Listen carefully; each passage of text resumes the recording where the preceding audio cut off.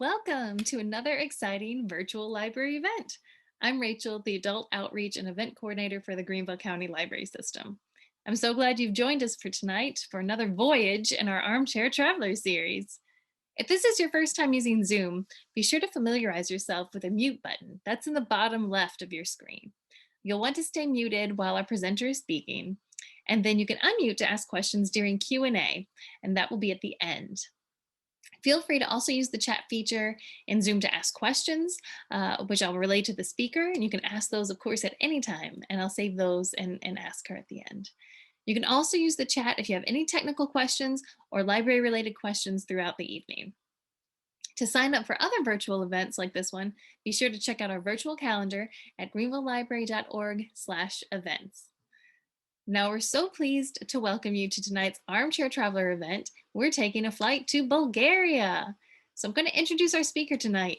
Nancy Georgiev joined Furman University in August 2012, where she serves as the Director for Study Away and International Education.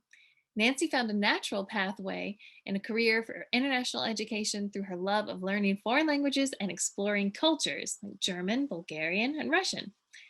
Nancy holds a BA in Music and German from DePaul University and an MA in International Education with a focus on intercultural development from the SIT Graduate Institute. She says her passion is promoting greater intercultural understanding, community collaborations, and positive relationships between students and the rest of the world. In addition to running study abroad programs in a university setting for nearly 2 decades, Nancy has lived abroad for 6 years, immersing herself in foreign languages and cultures. Her first international job was in Vienna, Austria, at a study abroad institute. She was a Peace Corps volunteer from 2007 to 2009 in Bulgaria. After Peace Corps, she remained in Bulgaria and worked in an English language high school for 2 years before returning to the United States with her Bulgarian husband. So please join me in welcoming Nancy to share her experiences with us. Thanks for joining us, Nancy. Thank you, Rachel. That was a great introduction. Let me get my presentation. And okay. I'm really glad to be here to be participating in the Armchair Traveler series for you for Upstate International Education Month. So just a little bit more background about myself. As Rachel mentioned, I'm currently Furman's Director for Study Away and International Education, and I've been at Furman since 2012. And then right before that, I was living in Bulgaria. I was there for 4 years. 2 of those years were I was in the Peace Corps, and then the second 2 years I stayed and married my Bulgarian husband and just continued to live there. I joined the Peace Corps because I really, basically being in study abroad, I had talked myself into doing another experience. And I really wanted to go off the beaten path this time and see what it was like to learn a totally new language and integrate into a culture. So when I applied for Peace Corps, they chose Bulgaria for me. I didn't have a say in that choice, but I was thrilled to be able to do it. And in 2007, I arrived in Bulgaria with 40 other American volunteers. Peace Corps trains volunteers for the first 3 months that you're in the country. So it's a 2-year and 3-month commitment, but your first 3 months are training, and you get daily language training, cultural training, job specific training to really prepare you to go off to your site and start your work. And my assignment there, I was an English teacher at an English language school. And as my secondary job, I worked I volunteered with the local municipalities, so essentially the mayor's office in their cultural department, and helped to write grant proposals for cultural exchanges between students in Bulgaria and students in other countries in Europe. And so today I'm going to start out by just giving you a brief introduction to Bulgaria as a country, and then sharing a little bit about just a very brief history. And then I want to go straight into all sorts of cultural features of Bulgaria, festivals, cities and attractions, cuisine, and then also I want to share with you my wedding, because it was in Bulgaria and it was pretty amazing and very different from what we do here. So this first slide here is obviously Bulgaria, and I wanted just to point out that the top here, the border between Bulgaria and Romania is the Danube River that goes all along the top.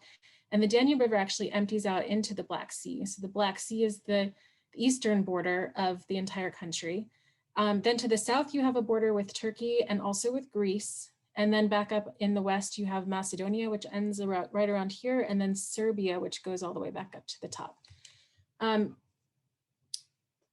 Bulgaria, it's one of those countries where the borders have shifted a lot over many centuries. And they don't necessarily represent people or language or culture, right? They've shifted, but they're more like political constructions than they are actual, one kind of people and one language being confined to an area. So cultural festivals and different things, there's a lot of culture shared between the different countries in that region. And then the topography, you have a lot of mountain ranges. In fact, in Bulgaria, you have the highest mountain in the Rila range in all of the Balkan Peninsula. And then there's this plain area. I don't know if you've heard of Bulgarian roses, but that's something that Bulgaria is very famous for, is they have this valley of roses and rose festivals. And I'll show you pictures of what that looks like later in the presentation. But they make rose oil and export a lot of it to places that make perfume. The Black Sea is a beautiful coast. There are definitely some beaches. There are also some cities, but there's also a lot of history there. So it's really a great place to kind of go and see things. And just in general, the land has been coveted ever since ancient times because it has really fertile plains and hot mineral springs, just beautiful mountains and excellent beaches. And anywhere you go, you can uncover ancient ruins and other treasures. And then lastly on this map, I wanted to point out, this is Bulgaria's current capital, Sofia. And then I was here in the town of Kyustendil as a volunteer. So this was about a 2-hour drive between the two by car. And then I'm also very close to this border region of both Serbia and Macedonia. So I am not a historian, so forgive me for that, but I did want to go through just a very brief history. Starting in 500 BC, you have Thracian tribes who are settling in what's now southeastern Bulgaria. And Alexander the Great was the Macedonian king that ruled over that area, and then later it was taken over by the Roman Empire. Bulgars, who were warlike tribes, came over from Central Asia, and they were led by Khan Asparuch. And he is known, and those people are known for being really good with horses. So they could tame any wild horse. And that was what helped them expand their control of land and push out the Romans. They were able to fight battles on horseback, which was something that was kind of new in that area. When they came in, though, they were peaceful with the people who were actually occupying the land, and they adopted the language and the culture of the Slavs who were living in that area. And the Slavs themselves came from Ukraine.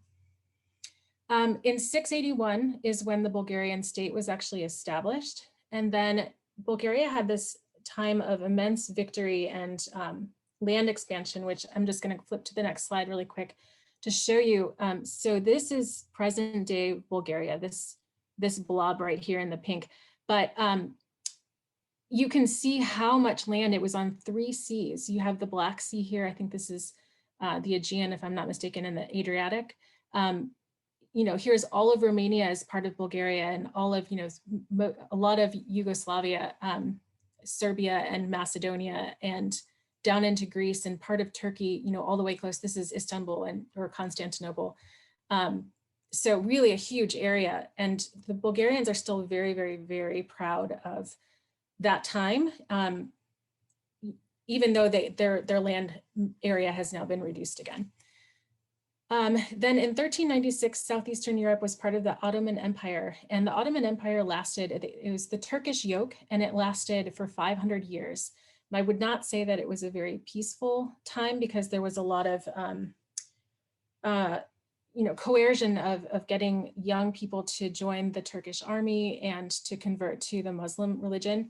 But a lot of Turkish influence still exists in Bulgaria, and you see it in the cuisine and in just the language. They've adapted a lot of Turkish words into the Bulgarian language.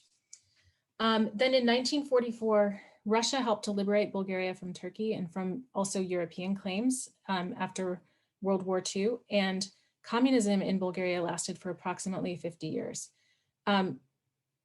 In 1990, Bulgaria became independent and began holding its democratic elections. So that's my really quick history. The Bulgarian language is its own language. It's a Southern Slavic language, and it shares roots with Russian and with other Slavic languages such as Czech and Polish, Serbian and Croatian. A Bulgarian can understand someone from Serbia, someone from Croatia, but they don't speak the same language. It really is very different, more than just a dialect. The alphabet is called Cyrillic, and it was invented by Kirill and Methodius, who invented it around the 10th century. And as you can see from the letters, some of it might look a little bit Greek, some of it might look similar to the Latin alphabet. And so you get this combination alphabet that's used in even in Russia. It's the kind of the Slavic alphabet that's used all over the Slavic areas of Europe. So the saints of Kirill and Methodius, they are celebrated every May 24th in Bulgaria. That day is called Alphabet Day. And the celebration usually includes parades of school children and teachers. Often the children would hold a letter of the alphabet when they go down the parades. I think that Kirill and Methodius were born in what is now Macedonia, but at the time it was under that big Bulgarian rule. And so Bulgarian claims them as Bulgarians. And of course, Macedonia also claims them as Macedonian. The Bulgarian alphabet, you can probably see, has some letters that have the same sound and the shape as we use in our language. And then there are some false friends. So letters that look a little bit like the Latin alphabet, but their sound is actually pretty different. Peace Corps provided money for each Peace Corps volunteer to hire their own local Bulgarian language tutor. And really hardly anyone that I met spoke English. So tutoring for me was absolutely necessary. And I'll tell you that even the Peace Corps volunteers who had no interest in learning a foreign language, by the end of our 2 years, all of us placed on tests into the advanced phase of the language. So immersion and not speaking a lick of English all the time, every day, definitely works. I would definitely be able to call myself fluent in Bulgarian at this point. So this is a holiday, and the phrase that you say is Chestita Baba Marta, and what it means is happy, like, first day of March. So we're in the month of March and we're a little bit late, but I'm still going to say Chestita Baba Marta to you. Chestita Baba Marta directly stands for Happy Grandmother March. So Grandmother March comes to end the winter season and to begin the spring. And Martinitsi, or Martinitsa as I've written there, are these red and white yarn bracelets that you can make yourself, or you can go out and buy. You can see these racks of Martinitsi that are for sale on a square of a town. And you buy them for all of your friends and all of your family. And then when you see them for the first time, usually on the first day of March, you would go up to them and say, Chestita Baba Marta, and you would tie a bracelet onto their wrist. And then people wear them until they see the first sign of spring, which is either a stork coming to nest because they're migratory birds, or flowers beginning to come out on trees. And once you see that, you take off your bracelet and you tie it to a tree for good luck and health. The red, I believe, symbolizes fertility, and the white is for purity. And I don't know, it's just a really nice holiday. And even in my family, we still celebrate today and make the bracelets here ourselves and just give them to each other. You can dress them up with little beads, or they can just be plain, they can be braided, they can be, all just sort of different patterns. And just a fun fact, I think 15 million of these Martinitsi are given each year on this holiday in Bulgaria, which is just phenomenal. I don't know if anybody has seen storks in real life, and I wanted to put in a picture of them because it's so integral to this particular holiday. This is a huge stork nest up on a telephone pole. They also make their nests up on chimneys, but they are huge birds, huge, and their nests are enormous as well. So it's really fun to see them. And again, they come in, they're migratory, so sometimes they live down in Africa, but they'll come up and make their nests in Bulgaria in the spring and summer. Okay, now we are getting to my favorite traditions. This is Bulgarian traditional dancing, or horo, which means essentially folk dancing, or dancing kind of in a circle or a line. So there's the connection, you hold hands with the people that are next to you, and you kind of go in a line or snake around in a circle. Folk dancing for me, I don't know for you, but for me, it conjures up an image of outdated dances that nobody ever does except in movies. But in Bulgaria, folk dancing was extremely popular. It still is, and it's definitely thriving. And it's enjoyed by people of all ages and makes appearances even at proms, at discos. Here are people dancing on the square. These are people just having fun in the mountains. This is my wedding. This is me, I'm dancing for the opening of a museum exhibit. Here's a village festival. And here's me again, dancing for a festival and a competition somewhere. So I would describe most Bulgarian folk dancing as line dancing. You hold hands, you snake around to a rhythm with your feet. And on stage, sometimes a traditional performance will just be depicting something like a ceremony or a ritual or a tradition, maybe such as planting and sowing wheat, or a wedding, or a dance of courtship, or something like that. In Bulgaria, there are 7 major folk regions, and each of them have their own costumes, their own dance choreography, their own music rhythms, their own folk dance traditions. I can most easily recognize those elements from my own region. And so, for example, these costumes, I mean, this is me, but these are the people next to me. This is the traditional dresses and the costumes that women in my region would have worn. And in fact, these costumes were all hand sewn, especially the embroidery, by grandmothers. Even what I'm wearing is my husband's grandmother's costume that she hand sewed.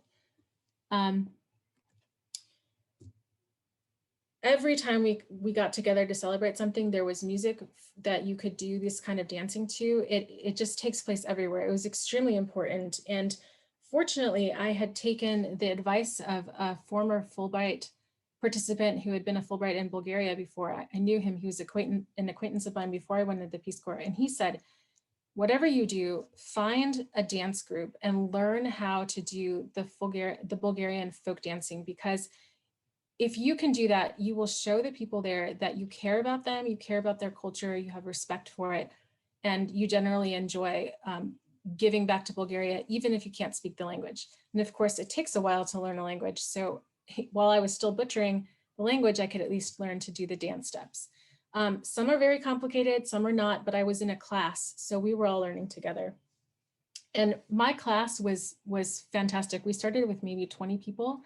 And our instructor he's in his 80s now, but when he was in his prime, he was an instructor for troops of children who danced. And he was a big stickler for tradition and for, all of his choreography was very exact and very, very traditional and authentic. So we used to go to competitions and we would win prizes, first prize often, for having the most authentic kinds of dances.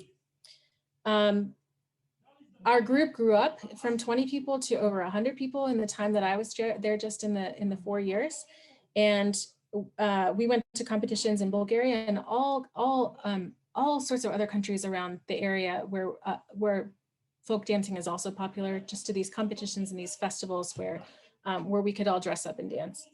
And it was an extreme honor and joy to be able to be a part of that, and especially to be able to wear my husband's grandmother's clothing and keep going with that tradition.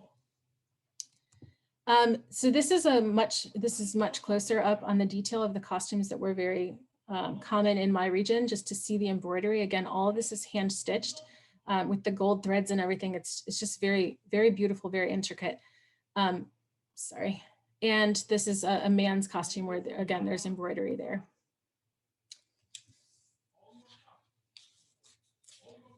So the women, and I'm going to go back one, or maybe I'll go back into here. So the women would wear these white, very, very plain shifts, I guess you could call them, underneath, that were just sort of plain and white. And then over the top, you would sort of put on these black robes that were embroidered. The arms were very stiff. And then you would tie on a belt here, and you would tie on an apron. And the aprons were all, they could have all been hand done as well. In fact, the picture of me that's on here has some of the material, some of the fabric that's used in that. So when you look at my own profile picture, you can see that what those aprons were made of. Some of these costumes from this page, here's typical footwear. This is a different region. These costumes look very different. Again, they're very different, which means that they're not mass produced. These were all handmade by someone, years ago. And again, this is another region that has different kinds of dresses. This is one from my region, but there's a bunch of people wearing things from other regions as well. Here's one of the styles that the men wear. And then this was my region, how the men dressed. Okay, now I'm going to show you a really interesting, the kukri are really ugly, scary costumes that people wear to scare away any real monsters, right? If you looked at this and you were a real monster, hopefully you would run away scared of it. So this still happens. They have all these festivals, people dress up, they make these costumes. They take a lot of time and effort to put into making these costumes look as gruesome and horrible as they possibly can. This man is wearing these really loud like cowbells. So he's going to jump up and down and they're going to make a cacophony of noise. It's really fascinating to see these things. And often you'll see these people either in their own town, like in their village festival, they might dress up and do something, or more often they're at festivals that are bigger and they're in a parade. So here's some people, it looks like maybe horsehair. I can't really give you the idea of this without showing a video. So I'm going to share here for just a second and show you what this actually looks like and sounds like. Just give me 1 second. And this is National Geographic, so it's also going to show, it gives you a little bit of more information about it.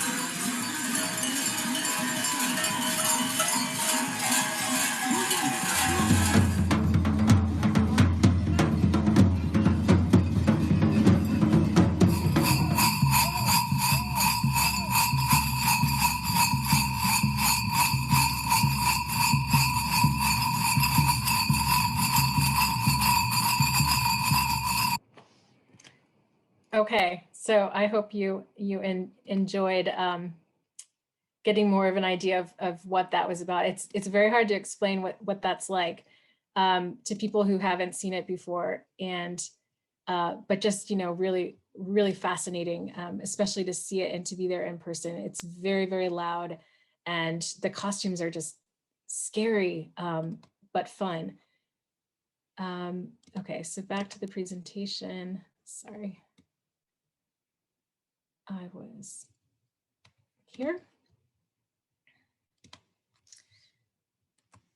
And so while we're on the topic of festivals, a nicer one, a much more pleasant one, is the Rose Festival, which happens the first Sunday in June in the cities typically of Karlovo and Kazanluk, right in the middle of the Rose Valley in Bulgaria, which I had mentioned previously.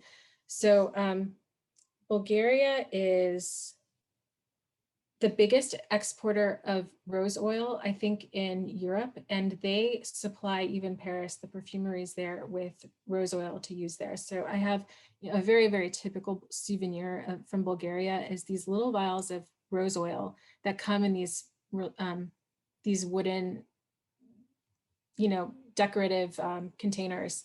And so that's definitely a gift. I have so many of those at my office at work, but that's a very typical gift to give to people. Here they're choosing, it looks like, sort of like a homecoming queen and homecoming king of the Rose Festival. So these two probably teenagers are coming from the town, and they're selected as the most beautiful woman and the most handsome man or whatever from the high schools in that area.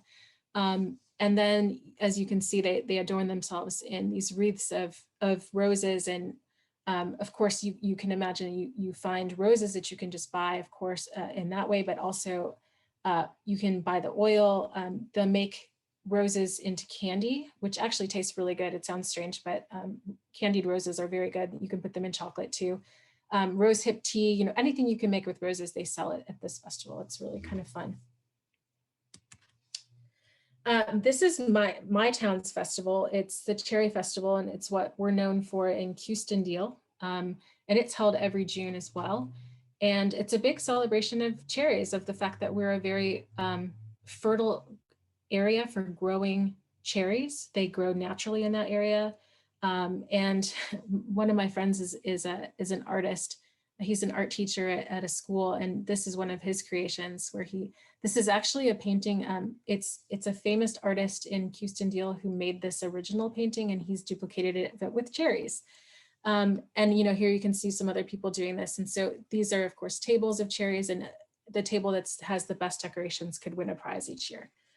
So that's kind of a fun one for us. The cherries taste fantastic. I definitely went cherry picking just from the fruit that hangs down on the trees, and it was low enough for me to pick without having to go up on a ladder, but it tastes out of this world. It's so refreshing. And then they collect a lot of cherries and sell them to Italy or wherever, other countries in Europe, to make syrups and to turn them into jams and things like that.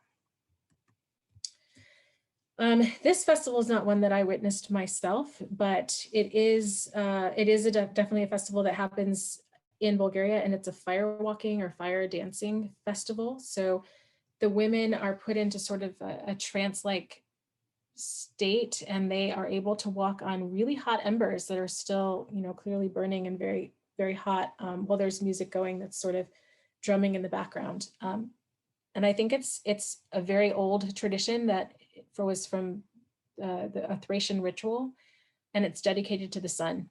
Like I said, I haven't seen this. It's not done in very many places. These all three of these little towns they're actually more like villages, so they're quite small. But you can still find it, and I believe it's on June 3rd is when it happens. So lots of festivals happening in June. Okay, and now we're going to move on to some of the cities. So if you were going to go there, these are some of the stops that you would probably not want to miss. So these are a few pictures of Sofia, which is the capital of Bulgaria. This is probably the Alexander Nevsky Cathedral is probably what its most iconic building there that you would think of for Sofia. And then Vitosha Street is the high-end walking street. It's a pedestrian street with lots of nice shopping. This is the National Theater, which, I don't know, you could probably find that looks just really European to me and not necessarily Eastern European. But here, this I think looks a little bit more Eastern European. And behind there is the Vitosha mountain range. So this is Vitosha Street, and this is the Vitosha mountain range. Sofia feels really flat. It's in a valley, but you can see that mountain range if you get high enough in the city. So it's really pretty there. Old world style. I would definitely get a guide and not try to navigate it by yourself if you went. It's not necessarily the most tourist friendly place to be, just because nothing is written in English or in Latin. It's so much is written in just the Bulgarian alphabet. It's hard to get around. Veliko Turnovo is sort of in the middle upper part of Bulgaria, and it was the previous capital. In fact, I think it was the capital maybe 2 times. In 1185, it was the capital city for the Second Bulgarian Kingdom, and then it remained the capital until the Ottomans invaded. And you can go walk up into this fortress here. The city itself, the town is just really pretty. It's built into the side of the mountain, and there's a lot of old, well-preserved buildings. So it's a stop that most people don't like to miss, and it would be on a like a tour bus stop of Bulgaria. Then there's Plovdiv, which is a little bit, more to the south of Sofia here. It is a phenomenal city. It wasn't too far from where I lived, so I went there several times. But this is the architecture, and there are street after street after street of this, just well-preserved, heritage, protected areas. This is all hand painted. So that's what's making that, but it's wooden otherwise, or some sort of plaster material. And then this is right there in the old part of the city too. And they've uncovered one of the world's best preserved Roman amphitheaters. So this is what it looks like. And you can actually go, and sometimes they do put on shows down in the bottom. And then out here, you can see just the normal town sort of, it's built up now. It's quite a large city. It's one of the larger cities in Bulgaria. I think after Sofia, it's Plovdiv, and then there's the city here, Burgas, and then there's Varna, and those are the four largest cities, I think, in Bulgaria. But this is definitely one not to miss. The Rila Monastery is one of the most iconic places in Bulgaria as well. It's up in the Rila mountain range. You can get there by tour bus, that a lot of people come in that way, but it is stunning, and I'd never seen anything like it myself. So the first time I went there, I went with my host family right when I got to Bulgaria, and just was, I mean, it's awe-inspiring. It's phenomenal to see this building, and all of these arches here. So it's in here. All of the ceilings, all of the walls are painted with iconography, which is the Bulgarian traditional painting of religious figures. And the paints are vivid, very, very, very beautiful, but it's just a different looking kind of style. I don't know a lot about the style. I didn't really see it even anywhere else in Bulgaria. I think it was just very specific to this one monastery. And it still operates. You can actually stay there in the monastery. It has a museum there as well. I can't leave out these two cities, though I did not visit them myself. So Varna is in the north on the seacoast, and Burgas is to the south, also in the Black Sea coast. And you can see in the Burgas picture, there's these older relics of the past. More ancient history abounds just everywhere. So not only do you have a seacoast, but you have all of this, this history to look into too while you're there. And then there's Varna, and both of them have beaches and lots of touristy kinds of things to do. I never went out there. I went to some other towns along the coast that were smaller for various things. I was invited to a wedding of a friend, kind of up in north of Varna at one point. But if I go back, when I go back, I will definitely, these are still on my bucket list of places to see. Another big tourist attraction is hiking to the 7 Rila lakes in the Rila mountain range. So I did this a lot because my town was right over here. And so it was only about an hour and a half to get up to the ski lift that takes you above the tree line, and then you hike the rest of the way. It probably takes about 6 or 7 hours to do everything. Most people, it's strenuous, but you can definitely do it. And you can leave out the most strenuous parts of getting to the very peak. This is my husband. This is where he proposed to me. So this is a very special place for me, and we will definitely be going back there just because of the memories that we have from everything. Here's me overlooking 3 of the 7 lakes. From the top, you can see all 7, but not all in the same direction. So it's pretty. It's one of the tallest mountains in that range, in the Rila range. All right, cuisine. So Bulgaria, I wanted to just kind of show you some of the most iconic foods, the classical and the traditional kinds of dishes in Bulgaria. And I'm starting with cheese and yogurt, because those are very important staples in the Bulgarian diet. Bulgarian feta cheese is called sirene, and it goes on everything. So here's my favorite way to have it, on French fries. But you find it in like this banitsa, this pastry with phyllo dough. It's in there too. It's really good. It's different. I think it's a little creamier than what we would think of as feta cheese from Greece that we find in the grocery stores. But you can still shred it on top of things or crumble it, as you see in this picture. Then the next thing is the yogurt. So there's a strain of bacteria that turns milk into yogurt, and it was identified in Bulgaria. And you can actually see the strain listed on every yogurt container that you buy, even in the United States. And it was made by this, or discovered, I guess, by this microbiologist, Stamen Grigorov, back in 1905. And it's called this, the Lactobacillus bulgaricus. For Bulgaria, it's actually named for Bulgaria. And I don't know, there's disputes over who came up with yogurt. Everybody would say in Bulgaria that yogurt comes from Bulgaria. They would say the same thing about feta cheese. So just, again, those regions share that kind of culture and those food in that area. Some of the yogurt is really sour and tangy, others is more mild. The yogurt that my husband and I find to be most similar to what we found in Bulgaria is actually just plain Dannon yogurt. And interestingly, where we have shelves and shelves of flavored fruit yogurts in the United States, in Bulgaria, you would find shelves and shelves of plain yogurt, but made by different brands. And they really don't eat fruited yogurt hardly at all. It's lots and lots of just plain yogurt, and they put it on everything. They replace like sour cream with it. Here is a soup made out of yogurt and cucumber and dill and walnut oil that's really good, called tarator. It's a very popular kind of summer dish. And I also tried on this to put some textiles in the background so you could see sort of traditional like Bulgarian tablecloths. Here's a traditional Bulgarian pottery, another kind of pottery here. They do a lot with that too. So also good gifts if you were looking for souvenirs to take home. And then here's another page of food. So they definitely do a lot of grilled kinds of meats.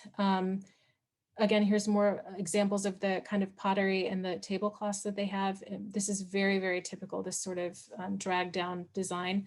I think it's really beautiful. We have several pieces ourselves. This is a little clay pot that they would make any kind of stew in. It doesn't matter what you put in it, but it's just, it's sort of like a casserole dish, but kind of a personal one. It's for, essentially one person, but this looks like it has an egg and probably some cheese in it too. A lot of Bulgarians have their own village house where they pickle vegetables and save it for winter. And then this is an example of what those pickled vegetables look like, and they're so good. Moussaka, I think you might know if you've gone to a Greek restaurant. Bulgaria has its own version. It's just meat, potatoes. These are, it looks like in this one, peppers, and then on the top is yogurt and sometimes cheese and an egg mixed together. Russian potato salad, everybody eats this in Bulgaria. It's mayonnaise and mustard based, but it has pickles, cucumbers, carrots, and potatoes. It's really good. And then stuffed peppers are really common there too. Since Easter is coming up, I wanted to talk about the Easter traditions. In Bulgaria, the colors for Easter are not like ours. They're not the pastels. It's very dark. It's much darker colors. And the red egg is always the first color that you would dye your egg. And then they're doing this in this picture. I don't know if you've seen this here. I think they do this in Greece too. It's more of an Orthodox tradition, but they're knocking eggs. And the egg that remains intact the longest without any cracks, that person that has that egg is said to have luck and health for the rest of the year. And you're supposed to save that egg for an entire year until the next Easter. But that's not a tradition that I've taken back to the United States with me. That's kind of, but people really did that. They kept their eggs for a whole year. Another really interesting thing is that in Bulgaria, they do a 46-day Lenten fast, meaning like a vegan fast before Easter. And they won't eat any animal and fish products. And then they'll break their fast on Easter with their forbidden foods. And it's usually this kozanak, which is like challah bread, and lamb are their traditional dishes on Easter, and eggs, of course. Okay, and now I'm going to tell you about my Bulgarian wedding. So I did get married in Bulgaria. We were going to stay for a while. We ended up not staying quite as long as, well, we lived there for 2 years after I got married.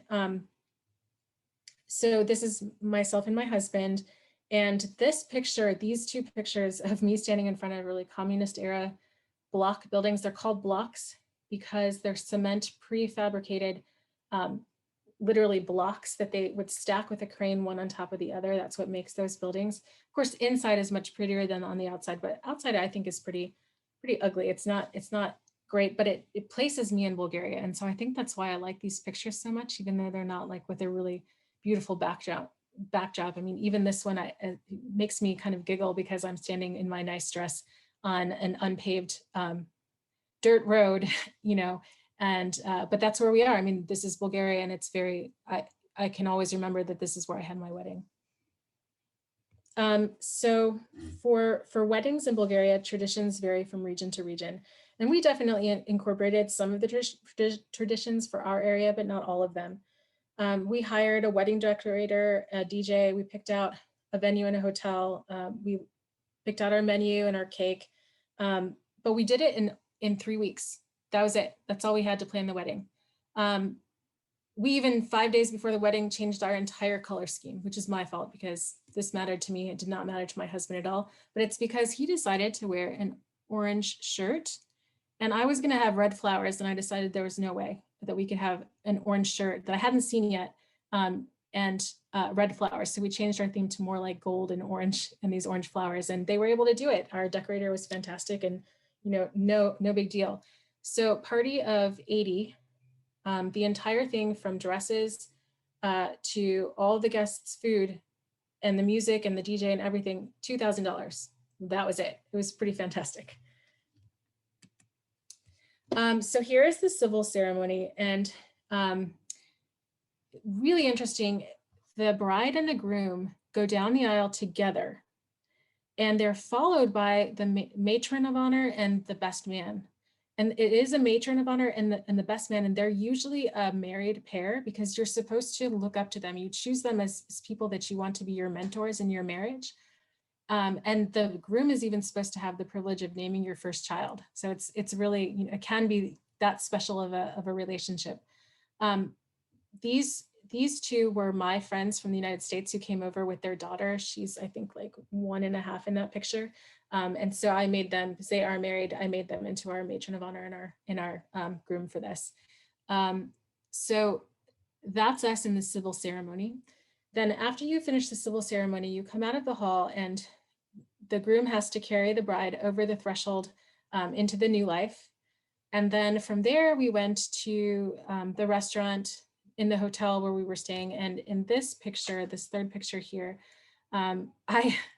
we were really fortunate because the DJ that we hired, he knew that I was an American and that I had no idea what traditions were expected of people in Bulgaria. And so he said, don't worry, I'll take care of everything. I'll come and tell you and give you a heads up before we do anything and tell you what to expect. And he really did. He kept to his word and he would come up and give me tips about what to do. And so in front of me, I'm standing on this, this satiny white just throw on the floor, and there's rose petals in this bucket. It's like a tin bucket, and there are roses in there. I don't know if you can see them. So the bride is supposed to kick over the bucket, and whichever rose goes the farthest, I think, helps you determine if you're going to have twins or if you're going to have a girl first or a boy first for your first child. I don't remember which one went farthest, but that was the first sort of tradition that we had in that setting. And here's another one. Bread is really important as a symbol in Bulgaria. And in this case, there's this homemade bread that we have to hold above our heads. And so here's the DJ is telling me what to do. He's saying, grip it in the middle, make sure you get more of it in your hands to start with, so that when you pull it, you'll win, because whoever takes the biggest piece gets the upper hand in the marriage. And obviously I managed, my husband and I have this debate, but I clearly got the bigger piece of bread.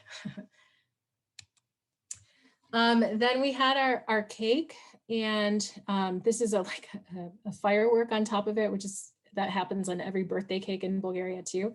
You don't blow it out, it just kind of goes out in a few minutes. I brought the cake topper of the married couple from the United States. I had nothing to do with picking out the cake or the colors. In fact, I insulted the baker because I went hoping to try cake ahead of time, and that's not what you do in Bulgaria. You're supposed to have faith that the baker knows what he's doing. So we got cake that we had never, I had no idea what was in it. And my mom was horrified that I had no idea, what we were going to be fed on that day. My mom will now tell you that it was the best cake she ever had. So it did all go well. Here's our wedding party and kind of how it was all decorated in the background. And then here are some pictures of the food. I don't know. I think people like to see food. My mom, this is from my photo album. So she took these pictures. But here's the szopska salad. So it's salad of the cucumbers and peppers. I think there's some olives and tomatoes, and it's covered with shredded feta cheese. And then, just sort of a normal chicken and potato dish. Here's the cake. It had nice layers in it. It was very delicious. And some of our party favors. And then, because this is what you do, there was lots of traditional folk dancing at the wedding. Nobody sits down. Everybody is up. They're hardly sitting at the table at all. Everybody participates. It's really fun. And I have my friends surprised me. They got dressed in their traditional costumes and came and did a couple of dances for us. So that was really fun too. Then I think this is the last of the slide, but I wanted to show you what this dancing looks like. And I was trying to figure out a clip. You can always go and search for Bulgarian folk dancing if you want to see more of it. I'm going to show you a clip really quickly before I leave you all. That is kind of a typical kind of dance, and it's from a bird's eye view.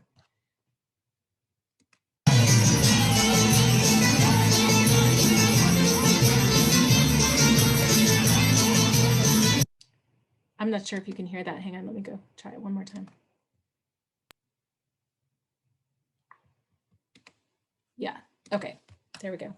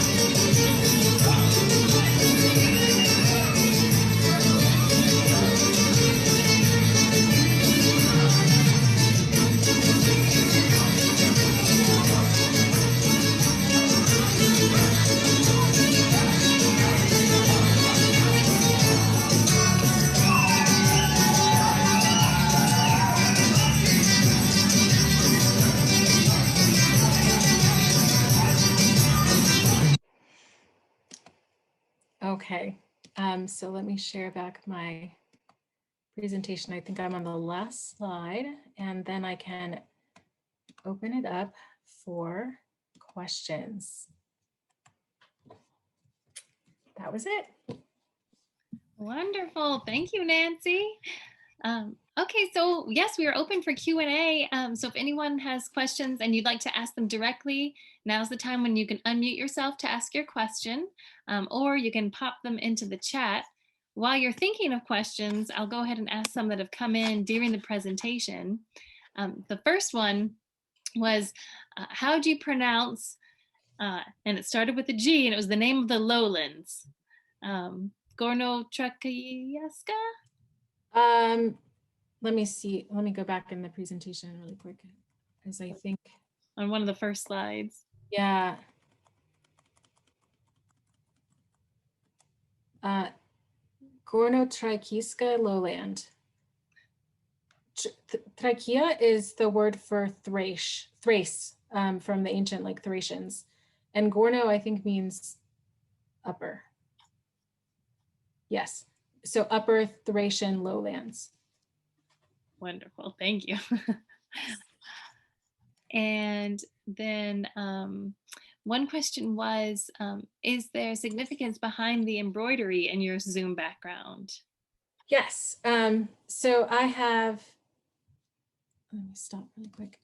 So I have the cloth. This is a napkin and it goes with the tablecloth. And so you can see the weave is very thick. It's a yarn.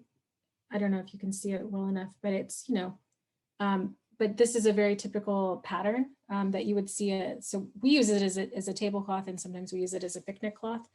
But this would normally be like maybe at a traditional bar or restaurant, like a beer garden sort of thing on top of a table to give it the Bulgarian kind of flavor.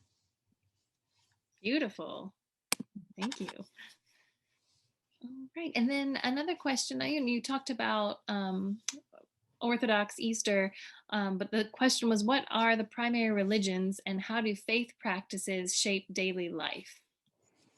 Yeah, so Orthodox, the Orthodox religion is the biggest one there. And, it's sort of like Greek Orthodox, Eastern Orthodox is, I think, officially. So during communism, you couldn't practice religion. I mean, some people tried to do it, but they did it sort of in a clandestine kind of way. But traditions are traditions, and they have withheld even over the 500 years when the Turkish yoke was there. I think during the Turkish yoke, you could still maybe practice your religion, but they did a lot of conversions to the Muslim religion. So now, it's very peaceful. I mean, people live there and celebrate all kinds of religions.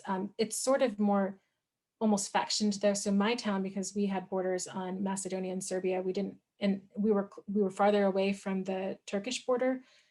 We didn't have as many people who practiced anything other than the Orthodox religion. But I think a lot of people are actually atheist at this point because of communism. But still churches, I mean, on the holidays, pretty much everybody goes. They at least go to the church to light a candle. Interestingly, the Orthodox churches have no benches or chairs or seats whatsoever. So you stand and you walk around and you light candles under the saints, like the icons of the saints that are meaningful to you. Wow, that's interesting. Very, very different from what some of us are used to. Yeah. Okay, another question. I see we got some coming in the chat. A couple more that came in while you were talking. Did your host family speak much English? And if not, how did you communicate with them? Oh, they were so sweet. I actually lived with my first host family for an entire year. There were two kids. The family lived in a townhouse, and on one level was one family and the other was another family. So, but they were brothers and sisters, and grandparents were there too. As in Bulgaria, you often live everybody in the house, so the entire extended family as well. And the two kids were very young. They were in grade school and they were learning English, and so the parents were sort of like, "You speak to her," but my host family didn't speak any Bulgarian. I mean, any English at all. I didn't speak Bulgarian coming in. I had taken German and I had taken 2 years of Russian. So sort of we muddled through just with a lot of hand symbols, and maybe if another language worked, it worked for the few days. But the Peace Corps trained us so that by the time we left, we had to be able to say our names, what our job was in the Peace Corps, and that we were actually volunteers and that we were from America. So that's what we started with. And we had like 3 verbs to go on. And then, from there, it just got a lot better. But I had great host families. I showed them pictures, and that started a lot of conversation because you can see it. And then just joining them to do things like cooking or the folk dancing and just coming along. I think you begin to build up vocabulary as you do things. Oh yeah, that's absolutely a great way to learn a language. Complete Yeah. immersion. Yep. Sink or swim. All right, here's another question. How is the economy in Bulgaria, and are jobs more agriculture based? The economy is not great.